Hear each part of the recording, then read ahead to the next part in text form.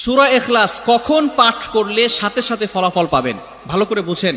সূরা ইখলাস হচ্ছে পবিত্র কোরআনুল কারীমের ভিতরে ছোট সূরাদের ভিতরে অন্যতম একটি সূরা। তবে ফজিলতের দিক থেকে সূরা ইখলাস হচ্ছে গুরুত্বপূর্ণ ফজিলত, এবং এই সূরাটা এমন একটা সময় আল্লাহ পাক রব্বুল আলামিন নাজিল করে দিয়েছেন যখন আল্লাহ রাসূল সাল্লাল্লাহু আলাইহি ওয়াসাল্লাম দ্বীনের প্রচার করতে লাগলেন।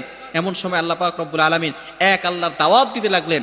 তখন কাফেররা আল্লাহ রাসূল সাল্লাল্লাহু আলাইহি সাল্লামকে কোশ্চেন করলো যে, মুহাম্মদ, তুমি তো এক আল্লাহর দাওয়াত দাও, আমরা তো কোটি কোটি দেবতার পূজা করি, তারা আমাদের সমস্যার সমাধান করতে পারে না। তুমি যে আল্লাহর দাওয়াত দাও সেই আল্লাহ কয়জন এবং সেই আল্লাহর সন্তান আছে কিনা? সাথে সাথে আল্লাহ পাক রব্বুল আলামিন এই কাফেরদের প্রশ্নের উত্তরে আল্লাহ রাসূল সাল্লাল্লাহু আলাইহি সাল্লামের কাছে এই সূরাটি নাজিল করলেন, কুল হুয়াল্লাহু আহাদ আল্লাহুস সামাদ লাম ইয়ালিদ ওয়া লাম ইউলাদ ওয়া লাম ইয়াকুল লাহু কুফুয়ান আহাদ।